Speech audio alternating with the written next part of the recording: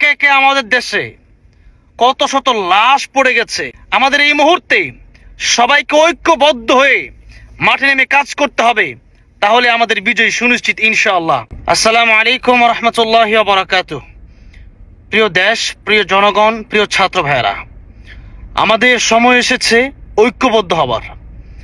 আমরা এখনো যদি এই নিয়ে চিন্তা করি, হেফাজত কেন নামলো না, চরমোনাই কেন নামলো না, অমুক দল কেন নামলো না, এটা আমাদের ভুল হবে। যদি মনে করি আগামীতে আমাদের বেঁচে থাকা দরকার, যদি মনে করি আগামীতে আমাদের সুন্দরভাবে একটি দেশ গড়ার দরকার, সুন্দর একটি শিক্ষা সমাজ দরকার, মানুষের অধিকার দরকার, তাহলে এই মুহূর্তে আমরা একে অপরের চিন্তা না করে সবাই ঐক্যবদ্ধ হয়ে যদি আমরা মাঠে নামতে পারি, আশা করি আমাদের বিজয় নিশ্চিত হবে ইনশাআল্লাহ। দ্বিতীয় কথা হচ্ছে, প্রশাসনের ভাই যারা আছেন তাদেরকে বলতে চাই, সেনাবাহিনীরা যেহেতু মাঠে নেমে গিয়েছে, আরো যারা প্রশাসনের লোক আছেন অন্যান্য যে কোনো দলের, এই মুহূর্তে সবার প্রয়োজন, এই মুহূর্তে ন্যায্য দাবি হচ্ছে যে সবাই ছাত্র জনতার সাথে, সাধারণ জনগণের সাথে, নিজের বোনের পাশে, নিজের মায়ের পাশে, নিজের ভাইয়ের পাশে দাঁড়ানো। সুতরাং এই মুহূর্তে টাকার চিন্তা করবেন না, এই মুহূর্তে চাকরির চিন্তা করবেন না, এই মুহূর্তে নিজের দেশের চিন্তা করুন, এই মুহূর্তে নিজের ভাইয়ের চিন্তা করেন, নিজের পরিবারের চিন্তা করেন। একে একে আমাদের দেশে কত শত লাশ পড়ে গেছে।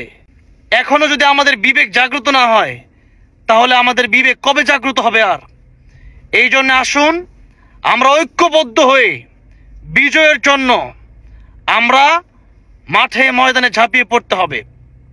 এখন আর চিন্তা করা যাবে না আমার চাকরি, আমার টাকা, আমার গাড়ি, আমার বাড়ি, এই চিন্তার এখন করার সময় আমাদের হাতে নাই। সুতরাং এই সময় অন্য কোনো দিকে, দেশের যে কোনো পরিস্থিতি অন্য কোনো দিকে কিন্তু মন নিয়ে যেতে পারে, যে এটা হয়েছে, ওইটা হয়েছে, করোনা ভাইরাস হয়েছে। আজকের যে বিষয়টা আমি দেখলাম যে কুমিল্লাতে একটা বাড়িতে ছাত্রীদেরকে ঢুকতে দেয় নাই। আচ্ছা, এইটা তো আমি কুমিল্লাকে ডাইরেক্ট দোষ দিতে পারি না। কেন আমি কুমিল্লাকে দোষ দিব? কুমিল্লা জেলার ভিতরে ভালো মানুষ অভাব নাই, এর মধ্যে একটা মানুষ অন্যরকম থাকতেই পারে, এর মানে কুমিল্লাকে আমি গালাগালি করতে পারি না, কুমিল্লাকে আমি দোষারোপ করতে পারি না।